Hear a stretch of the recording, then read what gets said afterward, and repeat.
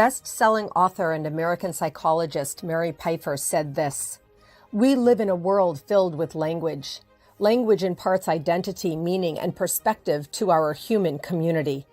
Writers are either polluters or part of the cleanup team.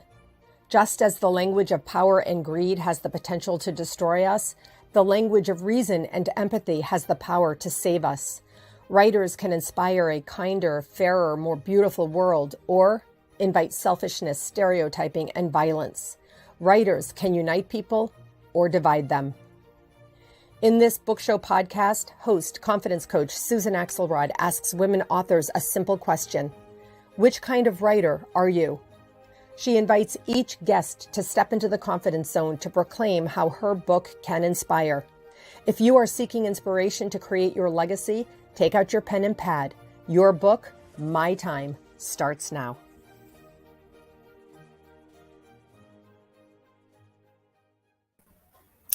Hello, friends. Welcome to this episode of your book, My Time. This is one of my Authors Who Inspire episodes, where I invite 3 writers to join me in one episode and take a few minutes to talk about their message, their mission, or whatever it is that they want to share. I do this because as a published author myself, I was always looking for places to give voice to my message that was in me that I shared in my books. Today is the second episode that I'm offering you on the book for our time, Voices-19. Their Legacies Live On. This book was published by Brenda Cortez, and you may remember my other episode where I had a few other writers from that book. Today, I'm delighted to bring you 3 additional writers who are here to share the story of their loved ones lost to COVID-19. The first writer I'm going to introduce you to today is Rosie Davis. Rosie, thank you so much for taking the time to join me on this podcast today. Thank you, Susan. Thank you for having me. Rosie lost her mom, Mary, to COVID. And Rosie, I'm here with you today and inviting you to share any story you want about your mom.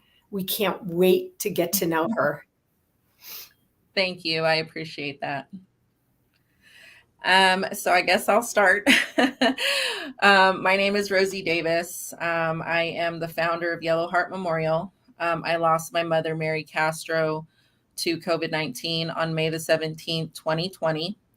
My mother was in a nursing home when she contracted COVID.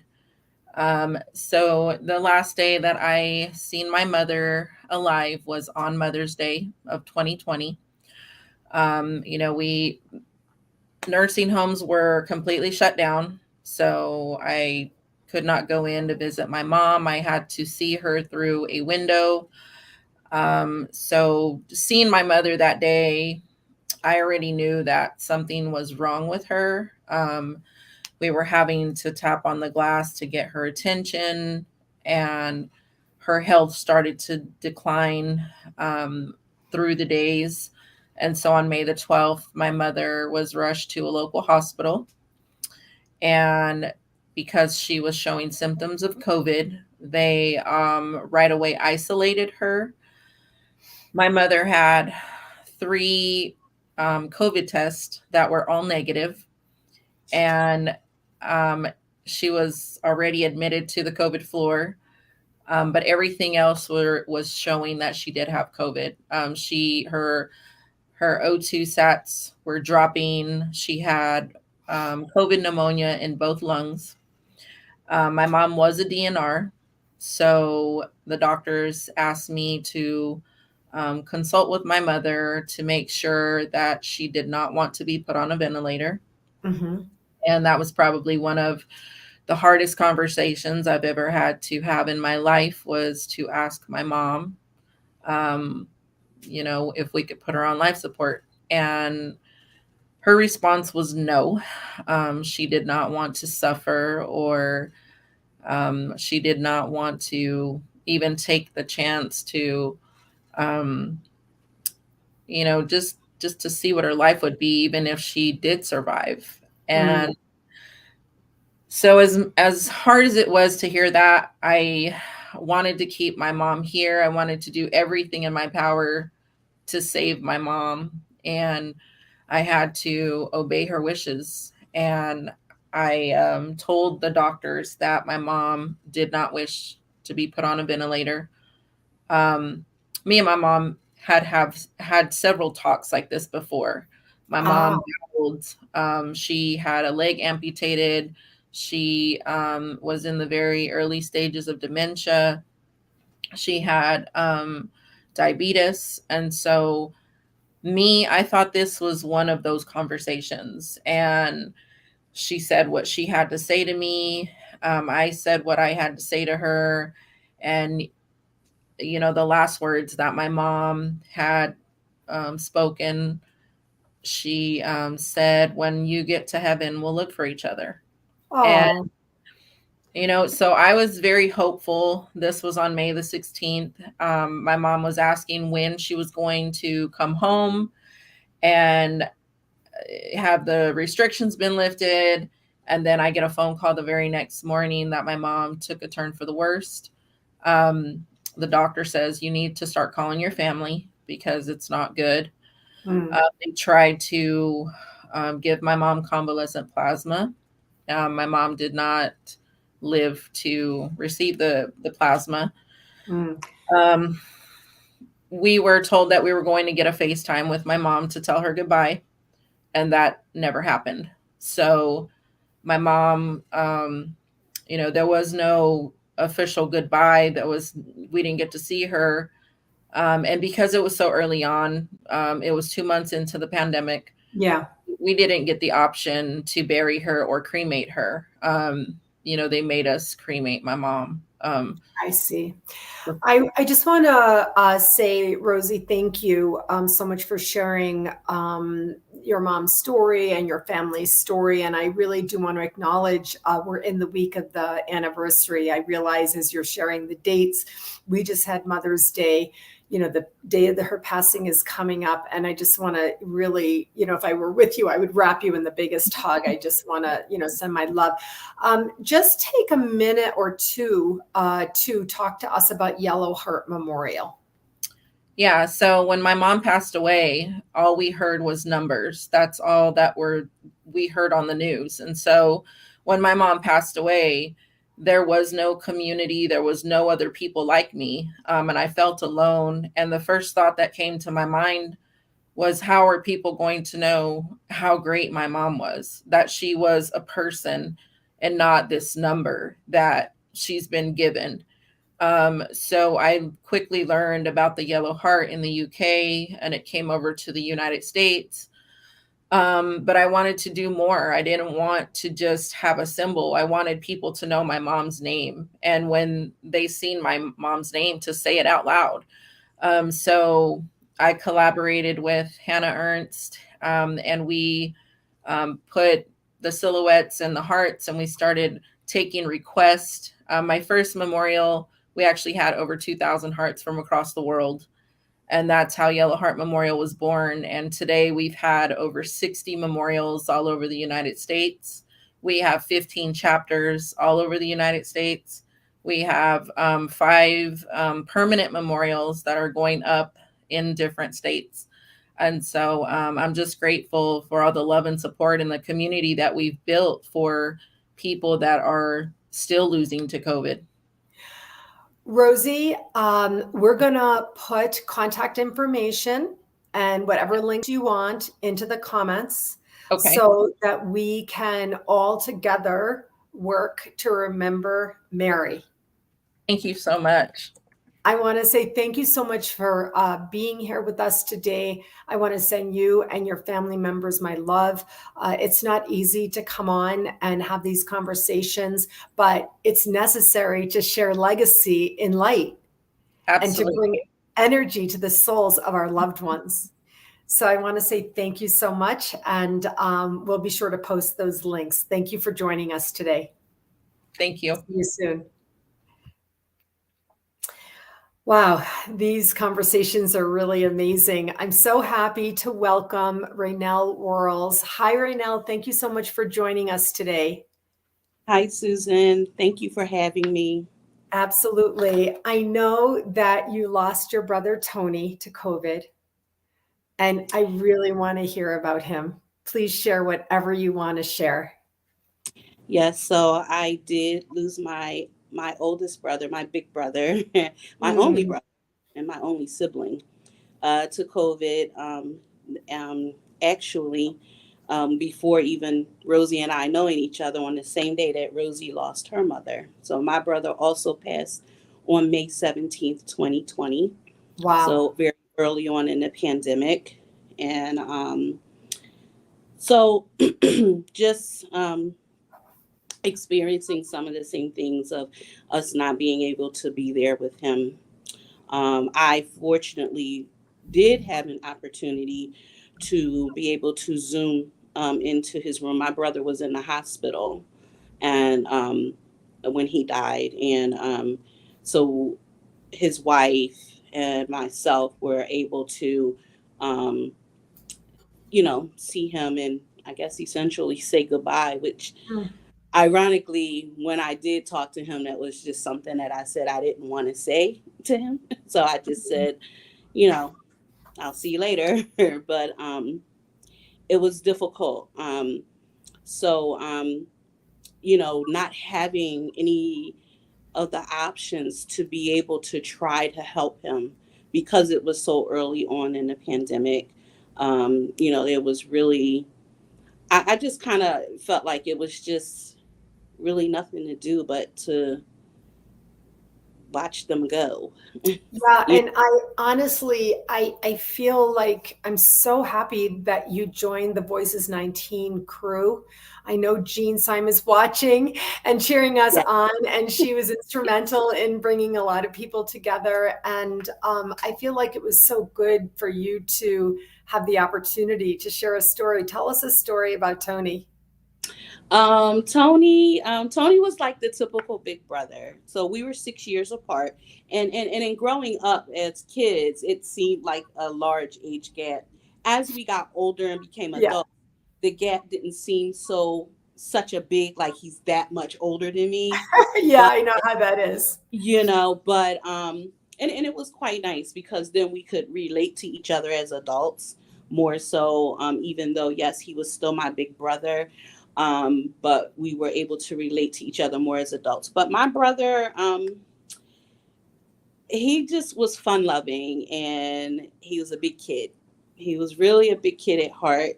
um, and he loved to spend time with his family, all family, his children, our cousins. We come from a very large family. My brother, our mother was one of 10 children, so we have a lot of cousins. Oh, wow, And we that's grew up with a lot of cousins and things, so we came from a big family, and that was just something too, as a family, that we always did a lot of things as family, and so that was just something that was important to my brother. I apologize, someone's trying to call me.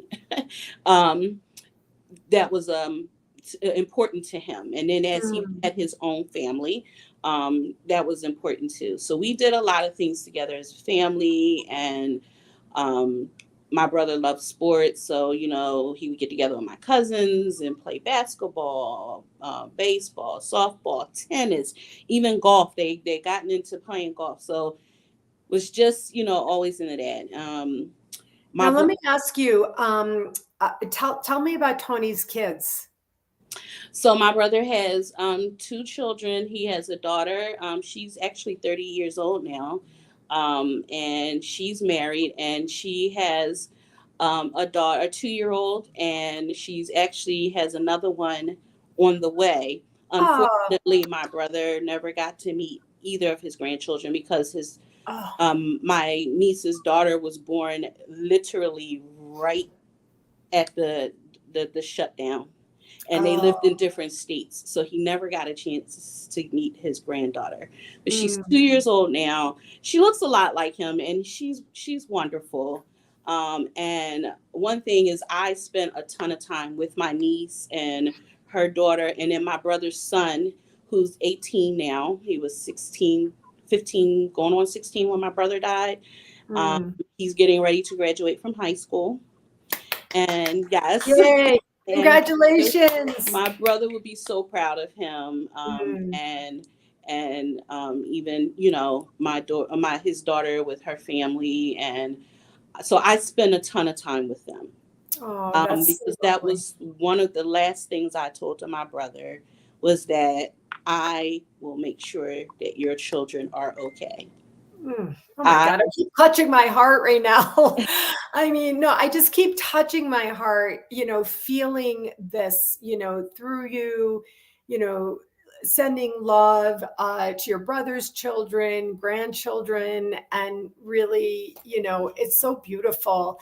I have wondered about the situation where people, you know, had to look on a Zoom camera, you know, to say goodbye to their loved ones. And you just, you know, you just helped us to understand. And, you know, you're here speaking on behalf of, honestly, I can't say thousands, I like countless, you know, countless others about how it felt, where you said I couldn't say goodbye.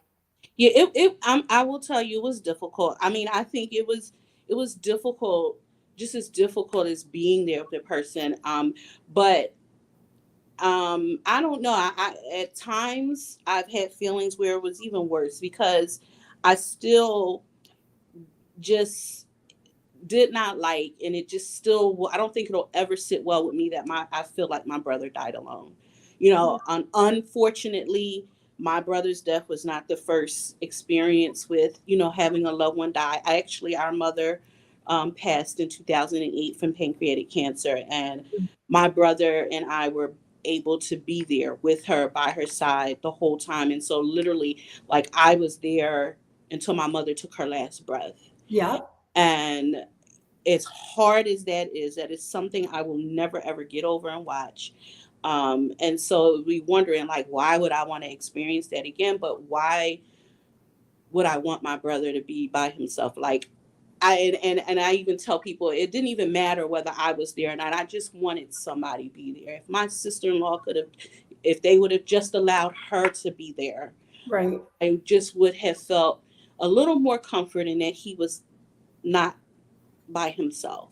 Again, Raenell, you're here courageously speaking on a podcast and sharing your brother's story, speaking for so many others.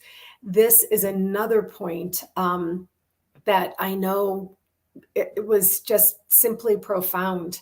The feeling that our loved ones, you know, died alone. I happen to be a person of faith, so I don't believe that anyone dies alone.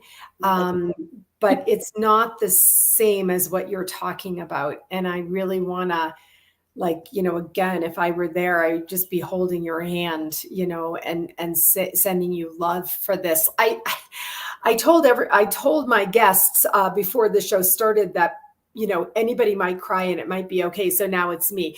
So, Raenell, I want to say thank you so much for joining us today. Thank you for sharing Tony with us and his kids. I want to wish all of them the best, and especially his son, who's going to be graduating from high school. That's such a beautiful, amazing thing. And Tony really is so proud of that. Yes, so thank you.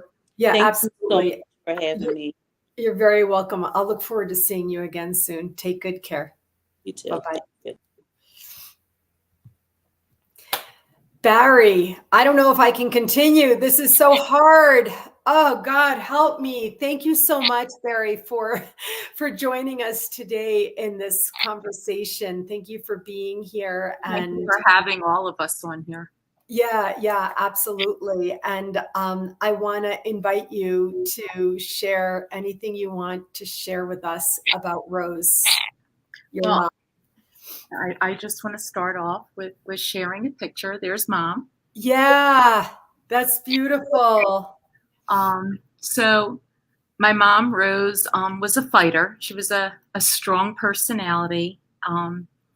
She told it like it was, and she most definitely let you know her opinion.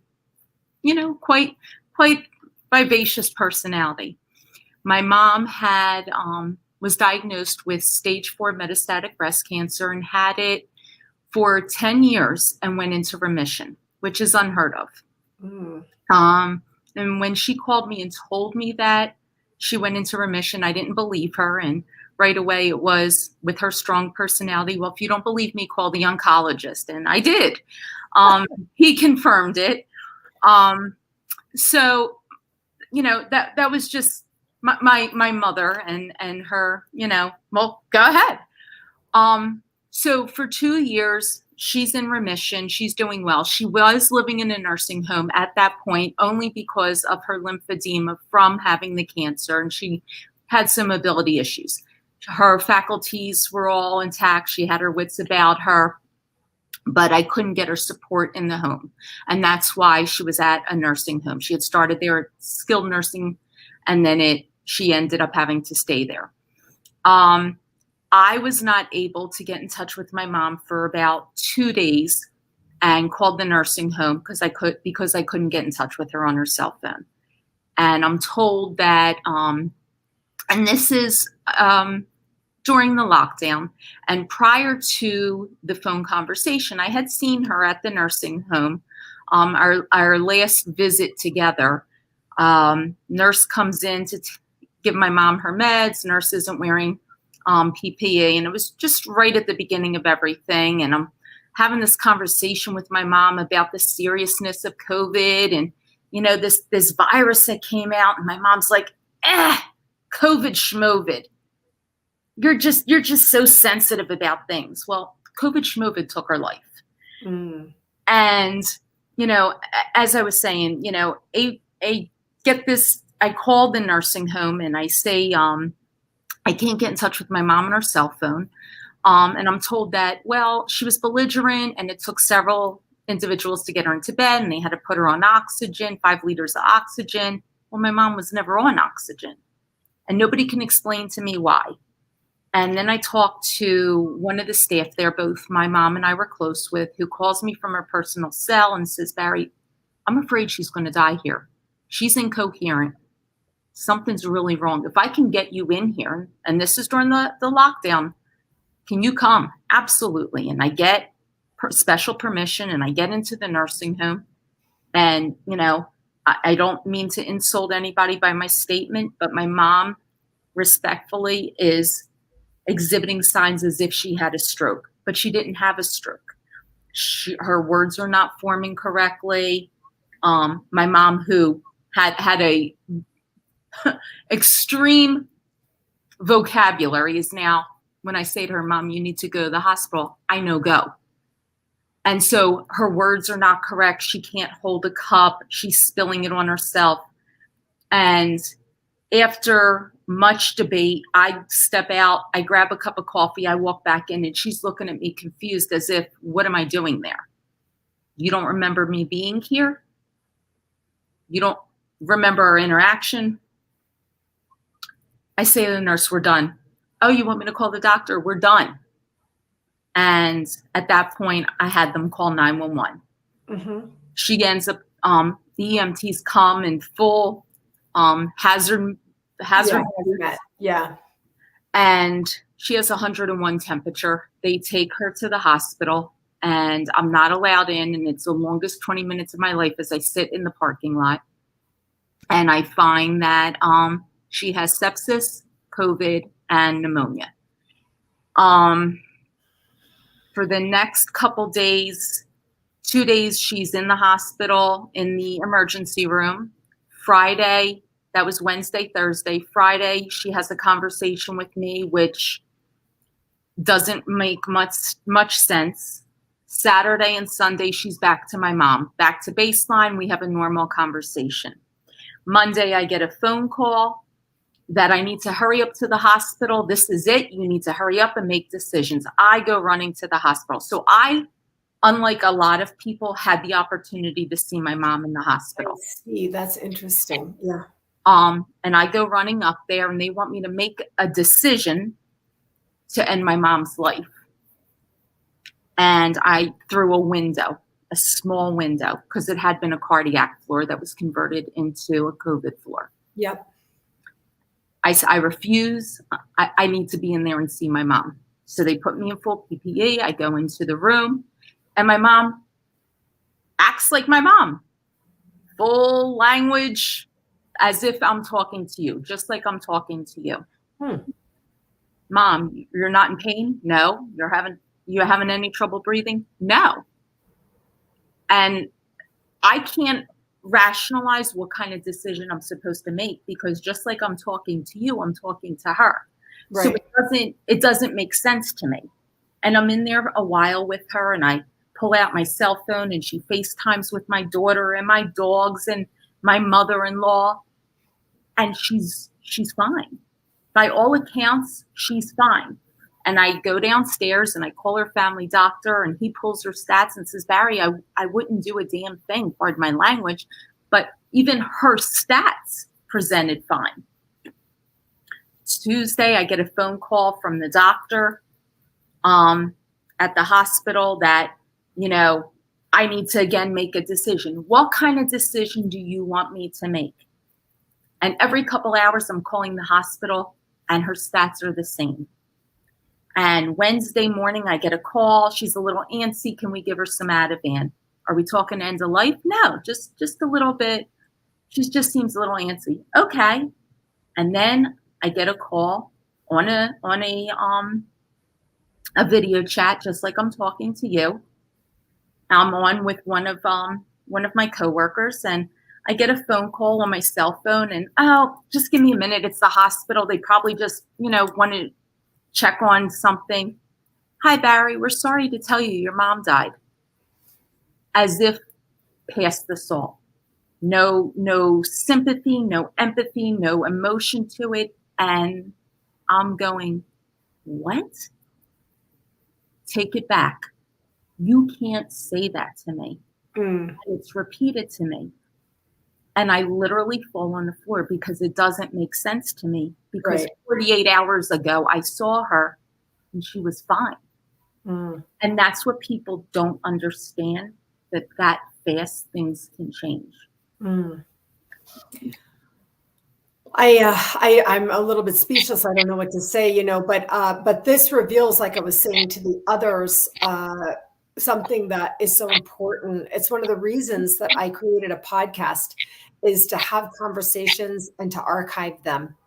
And it reveals the experience that you had. And that is the most important thing that we're sharing here, because there will be people who hear this conversation, Bari, who hear what you just shared, and they're going to be like, damn, that's exactly what happened to me. And they're going to feel a little bit less alone. I just want to say, I'm sorry for your loss. And I can tell your mother was amazing. I could feel the energy of her strong personality. So, yeah, and I know she was close to your daughter as well. Bari, my heart is with you. Thank I you. want to say I'm sending you love for your own strength, for your own soul connection and soul protection, as you continue to face what it is that you have to go through in grief and life.